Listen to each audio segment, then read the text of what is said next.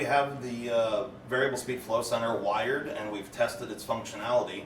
Do you have any questions about what we've done or why we've done it? Yeah, we're gonna have a few questions here.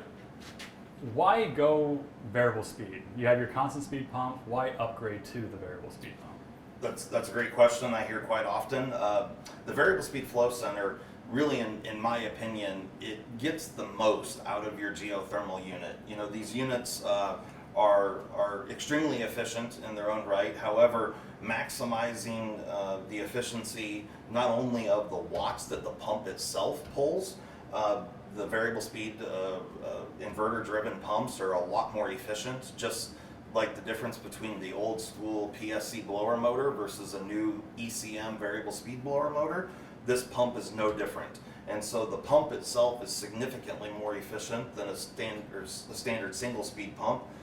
However, it also keeps the equipment running at its peak efficiency in first and second stage. So being able to call out the water flow for first and second stage instead of picking just one water flow, and now that we have multi-stage equipment, it really maximizes the efficiency across the spectrum. Also, you can bring all your friends down here and check out how many BTUs you're pulling out of the ground. Yes, absolutely.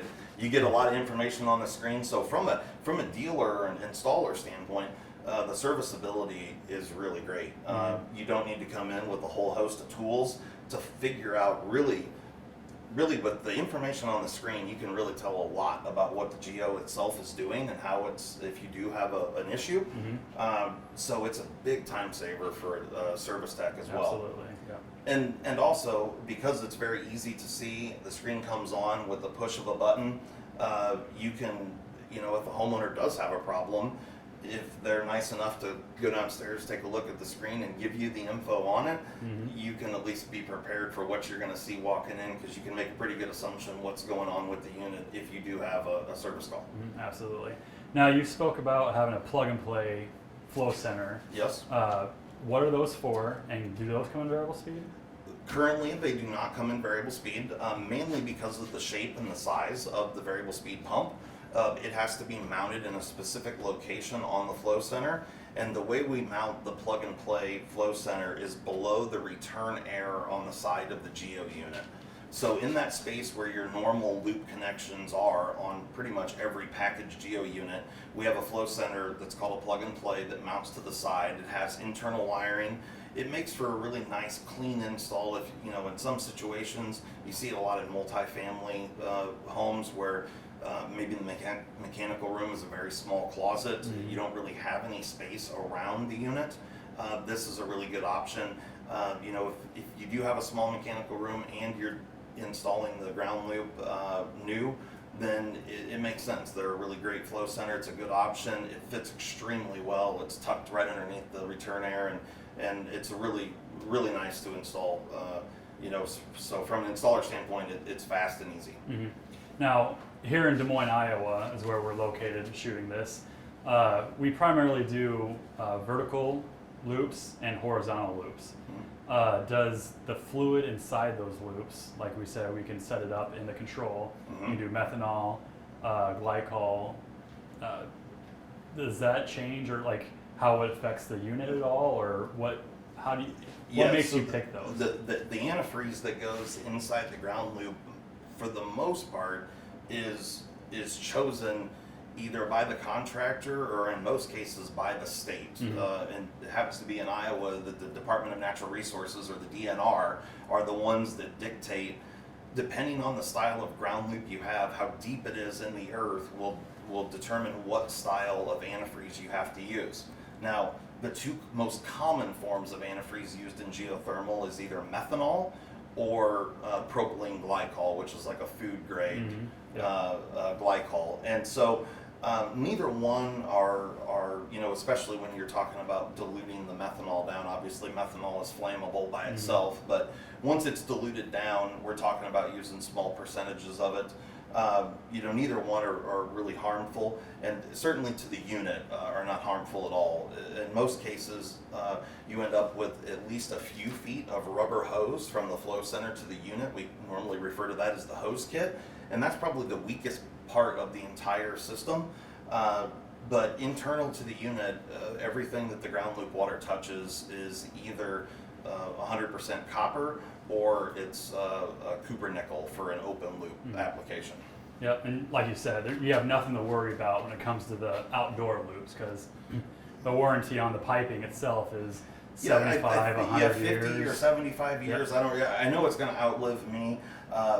As far as ground loops are concerned, with the longevity of them, really, if you don't physically dig it up and damage it, I've never seen a problem with a ground loop. I'm not going to say that it absolutely can't happen, but I've been around for quite a while in the geo industry, and I've been around on a lot of different jobs, and the ground loop definitely is going to live a very long time. So once you have a ground loop installed, you know, the units themselves last 25 to 30 years, and, or well, I should say our Enertech units last 25 to 30 years, and that's compared to a regular outdoor condenser that lasts around 12 to 15 12, years. yeah, 12 to 15 generally for conventional equipment. But when the Geo unit does need to be replaced, it's really as simple as unhooking these pipes, unhooking the ductwork, slide the unit out, slide a new one in, hook it all back up. So the ground loop is existing, and it becomes a part of the property, you know, and it's certainly something that increases the value of your property. In today's market, most homeowners know, even if they don't know exactly what geothermal is or does or how it works, they do know that it will save them money. They have at least heard that part. And it's energy efficient. And with it's today's energy efficient, correct? Today's younger millennials coming in, like us, Absolutely. We don't know quite what it does, but we know it's energy efficient, and so we want it. You know, Yeah, exactly. You know, everybody. One thing I have learned now that I guess might be able to call myself an adult, I have learned that I like my bills to be cheap. So that's my motivation. You know, the fact that it's green and good for the environment is fantastic. But I like the fact that I get to do something else with my yard other than just mow it all the time. I actually get to use that ground to heat my house, which is fantastic. And I personally live out in the country, and so when I first moved out there, I actually had a large propane tank, which I no longer have because I have geothermal. So you don't have to worry about fluctuating costs, especially with propane going up and down like we had this past winter. You know, these are 100% electric. So no, electricity prices are a lot more consistent. Pretty consistent. They do rise, just like everything else, but there isn't the erratic, crazy spikes and that you see with really all kinds of fossil fuels. Depth, primarily 200 feet. If you're going vertical, generally in this part of the country, 200 foot per ton is what most people are doing. Now all that depends. There's a lot of variables there, so don't just use the old rule of thumb kind of deal. It's always ideal to have an engineer come out, test your soil, for sure, and then make the judgments off of those. Absolutely. Whether you're doing horizontal or vertical. There's lots of variables involved when it comes to a ground loop, but depending on that ground loop, the way it's installed. One of the questions I get a lot is one way better than the other? Is verticals better than horizontals? And I will tell you that, contrary to popular comments being made, if the ground loop is designed correctly for the home, and the unit is designed correctly for the ground loop and the home, it makes no difference what style of ground loop you do. Whether you go deeper or go wider, there's a million different ways to do a ground loop, as long as it's all designed to work together. So you have a specific heat loss, heat gain on the home, you do a load calculation, and you have a unit that can handle that load, and then you do a loop that can handle that load and that unit, it's going to work fantastic. So just know that the shallower you are in the earth, the more linear feet of pipe you have to put in. So if you're choosing to go vertical, that's going to be the least amount of pipe you're going to put in the ground. If you're doing anything shallower than that, you're going to have to stretch it out and go longer. So the GeoComfort that's sitting behind us actually right now, that's a water to air unit. Correct. What are some other ways to use geothermal, like into So, solar heat, swimming yeah. pools? Yep, you can pretty much any sort of conventional heating source that you've ever heard about or lived with or experienced. So whether we're heating water, we're heating air, like a forced air system. So for conventional systems, you either generally have an electric or gas-fired furnace, and then you have a boiler, and those are really kind of the main residential heating options. Geo can replace all of that. So you can do just your standard forced air is probably the most common. That's one of the cheaper ways to heat and cool your home. But then if you want to do something that is a little more comfortable and a little more luxury, if you will, you can do radiant floor heat, which some people call it in-floor. There's a lot of different terminology for it, but radiant floor heat. And that's literally embedding tubing into the concrete and or suspending it between. There's lots of different ways to apply it, but you're using heated water, a network of tubes to heat water to heat your home, and that's by far and away the most even, comfortable heat. And so you can do that with geothermal, and you can do things like mini splits, the same stuff you can do with mini splits, ductless systems, a lot of people call them. You can do that as well with geothermal, and you can have multi-head So we just be running our water lines to those locations. Yep, exactly. We run water lines instead of refrigerant. So it's extremely convertible. It's really flexible. It'll really fit. I mean, we offer everything from half-ton units or 6,000 BTUs all the way up to 30, 40, 50, and then we do big, large rooftop units for commercial applications that could be in the hundreds of tons depending on application. So those are all custom built things. But for residential stuff, your standard stuff is from, like I said, half-ton or 6,000 BTUs up to 6-ton. And then in the water-to-water, we do things like 7, 8, 10-ton units. So there are a lot of different options. So the water to water, that could, so we talk about domestic hot water and using that. Water to air units like we have behind us, that is the superheater there. Correct. Where water to water could actually do 100%. Well, there's certain models that certain can. models, So this particular unit that's behind us, this is a packaged water to air unit. And it has a secondary circuit that is optional, but it's called a desuperheater. Some people refer to it as a hot water generator. That circuit, while the Geo is running, that unit is hooked to your domestic hot water source, and it is putting essentially excess BTUs that otherwise would be going to the ground loop, we're putting into the hot water heater. So it's a way to get some heat for your hot water. It's not doing 100% of the work, but it is taking over a large portion of it. I would say here, it depends on outdoor conditions and how often the Geo runs. But in this part of the world, and again, we're in Des Moines, Iowa, you're running, generally speaking, about maybe somewhere between 60 and 70% of your hot water is covered by a desuperheater. However, we do make units like our variable speed water to water unit that can do 100% of the domestic hot water. And so that particular unit does 135 to 140 degree output water temperature, and it actually has a domestic feature. So although we do not circulate the domestic actual water through it, we use a heat exchanger to transfer those temperatures.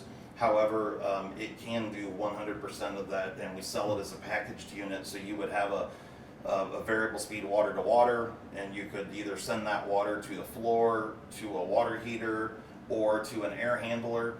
So you can do radiant, you can do a mini split ductless style, you can do just one big air handler and do water to air that way. So it's super flexible and really fits the needs of just about any home. And we will be doing a water to water review, similar to what this review was of the water to air stuff coming up.